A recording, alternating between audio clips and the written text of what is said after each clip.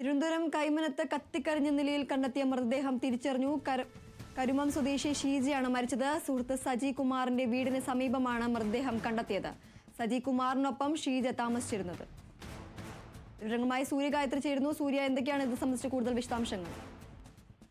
ദീപ്തി, കത്തിക്കരിഞ്ഞ നിലയിലാണ് മൃതദേഹം കണ്ടെത്തിയിരിക്കുന്നത്. തിരുവനന്തപുരം കൈമനത്ത് ആളൊഴിഞ്ഞ വീട്ടിലാണ് ഈ മൃതദേഹം കണ്ടെത്തിയിരിക്കുന്നത്. കരുമ്പം സ്വദേശി ഷീജയാണ് മരിച്ചിരിക്കുന്നത് എന്നുള്ളതാണ് ഇപ്പോൾ കണ്ടെത്തിയിരിക്കുന്നത്.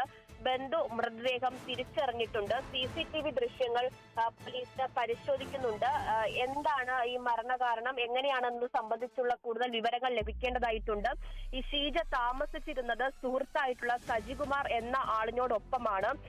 ഇവര് തമ്മിൽ തർക്കങ്ങൾ ഉണ്ടായിരുന്നു എന്നുള്ള വിവരം ബന്ധു തന്നെ പറയുന്നുണ്ട്. മരണത്തിൽ അസ്വാഭാവികത ഉണ്ട് എന്നുള്ളതും ബന്ധു ഇപ്പോൾ പരാതി പറയുന്നുണ്ട്. എന്തായാലും പോലീസ് സ്ഥലത്തെത്തി പരിശോധന നടത്തുകയാണ്.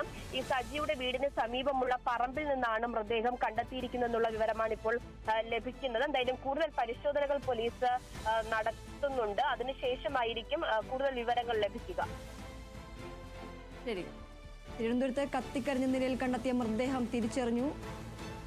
കരുമം സ്വദേശി ഷീജയുടെ മൃതദേഹമാണ് തിരിച്ചറിഞ്ഞത്. സുഹൃത്ത് സജി കുമാറിന്റെ വീടിന് സമീപമാണ് മൃതദേഹം കണ്ടെത്തിയത്.